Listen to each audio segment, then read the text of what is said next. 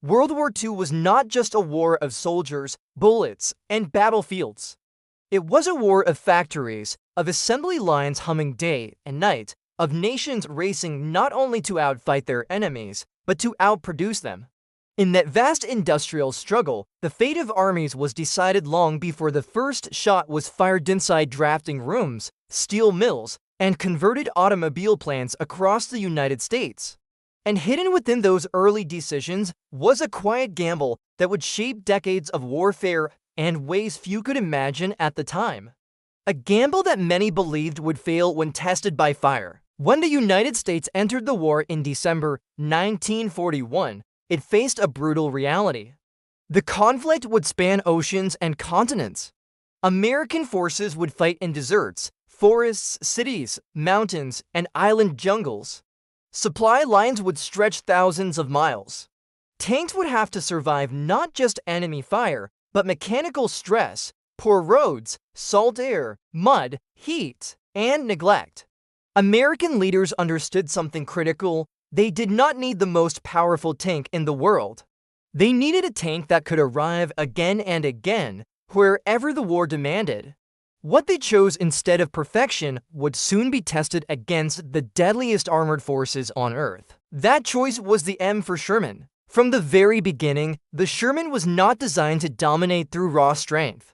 American engineers knew they were already behind. German tanks like the Panzer IV were evolving rapidly, and intelligence reports hinted at even heavier machines on the horizon. Instead of chasing technical superiority, the United States embraced a different philosophy: simplicity, standardization, and speed. The Sherman would be reliable, easy to build, easy to repair, and simple enough that a civilian-trained workforce could mass-produce it. But as these design decisions were locked in, few could say with confidence whether this approach would save lives or cost them. The industrial response was staggering. Civilian factories were transformed into engines of war almost overnight. Detroit, the heart of American automobile manufacturing, became the beating steel heart of Allied armored power. Chrysler's Detroit tank arsenal alone would produce nearly 18,000 Shermans. In total, 11 major factories across the country built the tank. Assembly lines that once produced family sedans now churned out armored fighting vehicles at an unprecedented scale. By war's end, more than 49,000 Shermans had been produced, an output so vast that it redefined what modern warfare could look like. And those tanks did not sit idle. They were shipped across the Atlantic in cargo vessels, unloaded under threat of German U-boats. They rolled off trains in England, North Africa, and the Middle East. They followed Allied forces through the sands of Tunisia, the hills of Italy, the hedgerows of Normandy, and the forests of Germany. In the Pacific, Shermans clawed their way across coral beaches and volcanic soil. Wherever American troops fought, the Sherman was there, sometimes battered, sometimes burning, but almost always present. And yet, behind that constant presence, an uncomfortable truth was becoming impossible to ignore. Because the Sherman was everywhere, the enemy was learning it. German tank crews quickly realized that the Sherman was not invincible. Its armor was thinner than expected, its silhouette was tall. Its early guns struggled against heavily armored targets. On paper, it looked vulnerable. And as German engineers began fielding newer, heavier tanks, a chilling question emerged among Allied planners. Had the United States bet its armored future on the wrong machine? The answer would not come from blueprints or production charts. It would come from the battlefield, where steel met fire. What the Americans had truly built, however, was not just a tank, it was a system. Shermans shared standardized parts. Engines could be swapped in the field. Crews could be trained faster because the tank behaved predictably. Logistics officers knew exactly what spare parts were needed and where they would fit. This was not accidental. It was the product of an industrial mindset shaped by mass production rather than artisanal engineering. But whether such an approach could survive against elite German armored divisions remained an open and terrifying question. As Shermans advanced across Europe in 1944, their crews began to encounter the full weight of German resistance. Panthers lurked in forests, Tigers dominated open terrain. In those moments, the Sherman's design philosophy faced its ultimate test.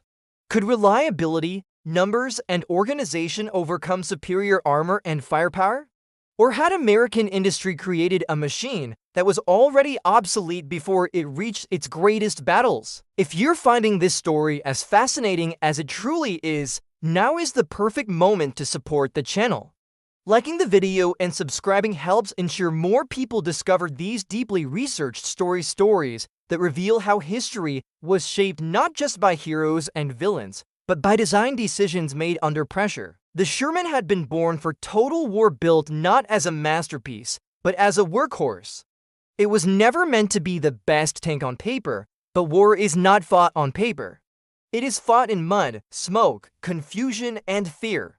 And soon, the Sherman would be forced to prove whether sheer presence and persistence could outweigh raw battlefield dominance, or whether its greatest strength would become its most dangerous weakness. Sherman crews learned the truth about their tank not from manuals or training films, but from the first time an enemy shell struck steel. In the open fields of North Africa and the hedgerows of Europe, reality arrived with a thunderous crack. German anti-tank guns punched through armor that suddenly felt too thin. Enemy rounds slammed into Shermans from distances their own guns could barely answer. And as burning wrecks littered the battlefield, an ugly reputation began to form, one that followed the Sherman wherever it went, whispering doubts into the minds of the men who depended on it. Against Germany's heavy tanks, the Sherman was outmatched in a straight fight. The Tiger's thick frontal armor was nearly immune to early Sherman guns. The Panther's long-barreled 75mm could kill from ranges where Shermans struggled to respond. American crews were forced to adapt quickly. They learned to maneuver, to flank, to ambush. They fought in teams, using numbers and coordination to overwhelm single enemy tanks. Every engagement became a test not only of the machine, but of courage and improvisation, because one mistake often meant death. Then there was fire. Early Shermans carried ammunition stored along the hull walls. When a shell penetrated the armor, it could ignite those rounds in an instant. Flames tore through the interior, hatches jammed. Crews had seconds, sometimes less, to escape. Survivors spoke of tanks turning into furnaces, of screams swallowed by smoke and explosions. The grim nickname spread quickly among American soldiers, Ronson, after the letter that advertised itself with the slogan "Lights every time." It was a cruel joke, but humor was often the last defense against fear. The enemy noticed too. British crews spoke of Shermans brewing up, their turrets blown skyward. German soldiers called them Tommy Cookers. Photographs of blackened hulks circulated through both sides, reinforcing the belief that the Sherman was a death trap. Critics back home began to ask hard questions. Had American industry sacrificed protection for speed? Had quantity replaced quality at the cost of human lives? As these doubts grew louder, the battlefield offered no pause for reflection, only more engagements, more losses, and more proof that the Sherman was paying for its compromises in blood. Yet the story did not end there. Because for every Sherman that burned, another arrived, and another and another. What the Sherman lacked in armor, it made up for in something far less dramatic, but far more decisive over time. It worked. While German tanks often required specialized maintenance and delicate handling, Shermans could endure punishment, rough terrain, and long marches with remarkable consistency. Engines were accessible, gearboxes could be replaced. Crews could fix breakdowns with tools carried on the tank itself. A disabled Sherman was rarely abandoned for long.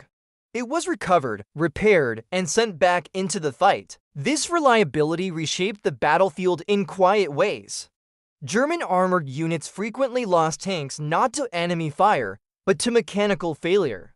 A Panther's final resting place was often the roadside, its engine destroyed, its fuel gone, its crew marching away. Spare parts were scarce, supply lines were strained. Specialized components from different factories were not interchangeable. In contrast, the Sherman's standardized design meant that a part from one tank fit another, regardless of where it had been built. Logistics officers didn't gamble. They knew exactly what they needed and they had it. In war, that difference was everything. A tank that fires once and breaks down is less useful than a tank that fires every day. A tank that exists in theory is meaningless if it never reaches the front. By 1944, Allied forces could lose Shermans in the morning and replace them by evening. Entire units could be re-equipped in days. This relentless presence wore down the enemy. German crews found themselves facing an endless stream of American armor, even as their own numbers dwindled. And slowly, the narrative began to shift from one of weakness to one of endurance. The Americans were learning too. Combat reports poured in. Engineers listened, changes were made, ammunition storage was redesigned with wet stowage surrounding shells with water-filled jackets that dramatically reduced fires. Armor layouts were adjusted, guns were improved. Later Shermans carried higher velocity weapons capable of engaging Panthers more effectively. None of these changes made the Sherman perfect, but they made it survivable. And survival in war is a form of victory. By the time Allied forces pushed into Germany itself, the Sherman had become something unexpected. Not a fragile liability, but a familiar companion. Crews trusted it, they understood its limits. They knew when to fight and when to maneuver. The tank that critics had dismissed as inferior was still there, still advancing, still fighting long after more advanced designs had vanished from the battlefield entirely. And yet, despite everything it had endured, the Sherman was already approaching the end of its official life. The war was drawing to a close, new tanks were being designed. Bigger guns, thicker armor, greater protection. On paper, the Sherman no longer made sense. It was a product of early war thinking, built for a conflict that had evolved beyond it. Military planners began to look forward, not back. And as victory approached, a quiet decision was made, one that seemed logical at the time. The Sherman, they said, was obsolete. It had survived its critics, it had survived its enemies. It had survived the war itself. But what came next would challenge that judgment in ways no one expected, because history was not finished testing the lessons born in World War II. When the guns finally fell silent in 1945, the world stood amid the wreckage of the most destructive war in human history. Cities lay in ruins, armies demobilized, factories that had once poured out weapons began the slow return to civilian life. For the M4 Sherman, it seemed like the end of a long and exhausting journey. It had fought from North Africa to the heart of Germany, from Pacific beaches to jungle hillsides. It had carried crews through fire, fear, and survival. And now, with peace declared, the Sherman appeared ready to fade quietly into history, just another artifact of a finished war. Officially, that was exactly what happened. American military planners moved on with startling speed. New tanks promised everything the Sherman lacked: heavier armor, lower silhouettes, and more powerful guns. The M26 Pershing symbolized the future designed to meet German heavy tanks on equal terms.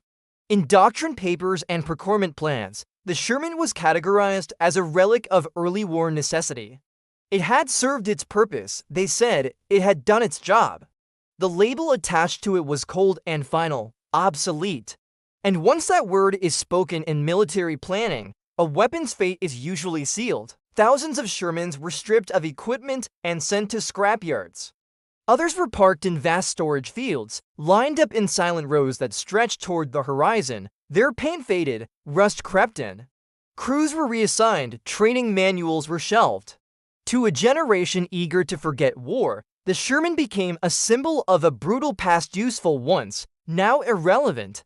Few imagined that these same tanks would ever again hear the sound of live fire. But history has a habit of refusing tidy endings. Across Europe, Asia, and the Middle East, Shermans did not disappear. They were sold, transferred, or given away to allied nations rebuilding their armed forces. Some were upgraded, others were barely maintained. In countries with limited industrial bases, the Sherman was still a godsend: simple, reliable, and well understood. While major powers raced ahead with new designs, these older tanks remained in service, quietly waiting. And waiting, as it turned out, was something the Sherman did very well. In the years immediately following World War II, the world entered a new era of tension. Alliances hardened, former allies became rivals. Ideological lines replaced front lines, but the threat of war never truly vanished. Military planners focused on nuclear weapons, jet aircraft, and modern armies, often overlooking the value of proven equipment.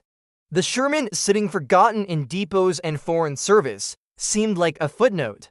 And yet, beneath the surface, the conditions that had once favored it were returning. Then, without warning, war erupted again. In June 1950, North Korean forces crossed the 38th parallel, igniting the Korean War. They advanced with speed and confidence. Spearheaded by Soviet-built T-3 for tanks machines that had earned their own legendary status during World War II, American forces in the region were caught unprepared.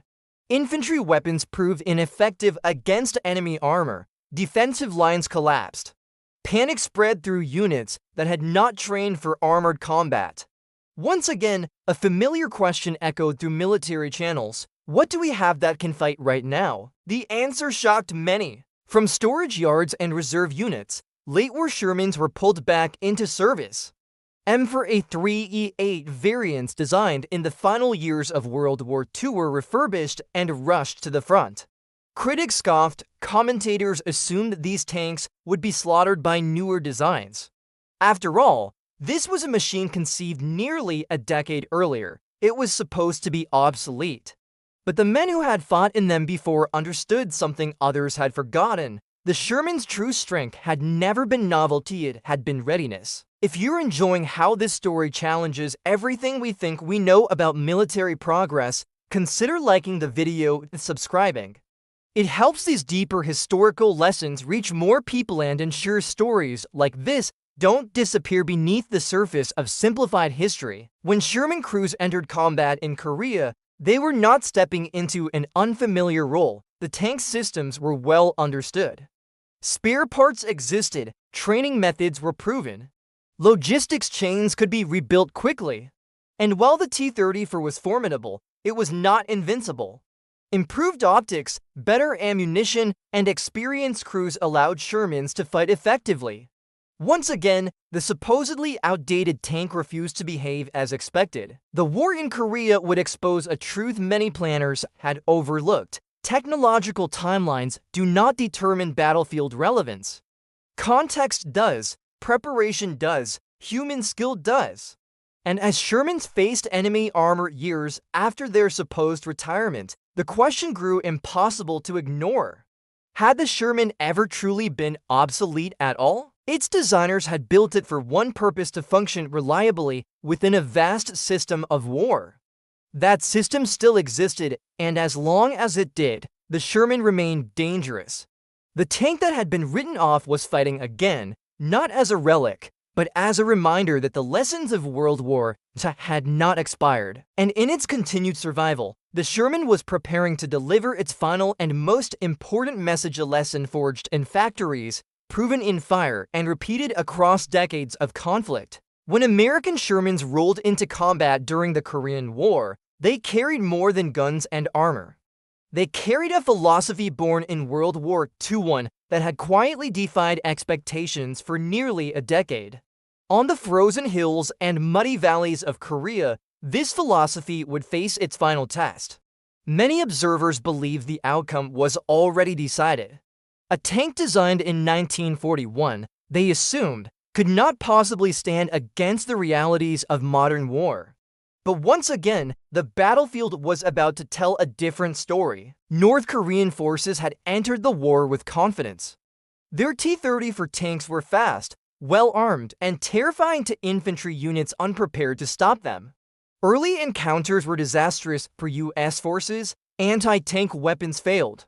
Defensive positions crumbled, morale suffered. In those first weeks, it felt as though armored warfare had leapt forward, leaving older designs hopelessly behind. And yet, when Sherman units arrived and engaged the enemy, something unexpected began to happen. The Shermans did not collapse. Instead, they fought with a calm familiarity. Crews trusted their machines. Commanders understood how to deploy them. Supply officers kept them running, Improved ammunition allowed Shermans to penetrate T-30 for armor at combat ranges. Superior optics gave American crews better situational awareness. Training emphasized coordination, communication, and combined arms tactics lessons refined during World War II. Tank battles were no longer simply contests of steel, but contests of systems.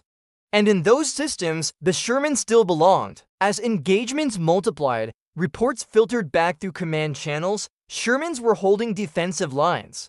Shermans were destroying enemy tanks. Shermans were surviving. The tank declared obsolete was once again proving reliable under pressure. It did not dominate the battlefield, but it did exactly what it had always done: show up, function, and fight effectively within a larger structure. And slowly, the panic that had marked the early days of the war began to ease. This was the moment when the Sherman's true legacy became undeniable. It was never the fastest, never the heaviest, never the most fearsome on paper, but it embodied a truth that World War II had revealed and Korea reaffirmed. Wars are not won by isolated machines. They are won by preparation, logistics, training, and adaptability.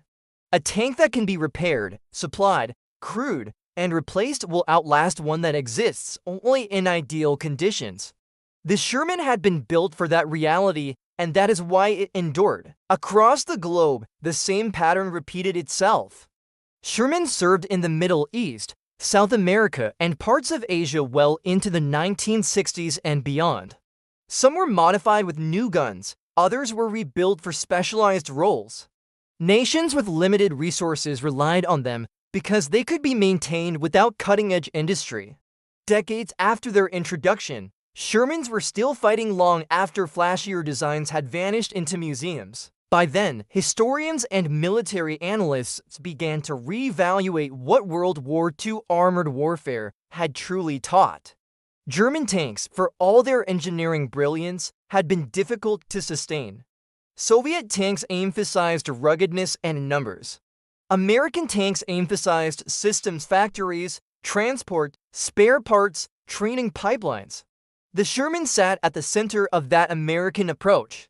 It was not an accident, it was doctrine made steel, and that doctrine reshaped modern warfare. Today, armies around the world prioritize reliability, standardization, and logistics as much as firepower. Modern vehicles are judged not only by how they fight, but by how easily they can be maintained, supplied, and integrated into a larger force. These principles did not emerge from theory alone. They were written in the service record of the M4 Sherman, a tank that refused to disappear when history said it should. In the end, the Sherman story is not about superiority, it is about endurance. About understanding that human organization often outweighs mechanical perfection. About recognizing that the most important weapon in war is not the machine itself, but the system behind it. World War II revealed this lesson in Fire and Steel. Korea confirmed it. And the decades that followed ensured it would not be forgotten. The M4 Sherman was never the best tank on paper, but it may have been one of the most important tanks ever built.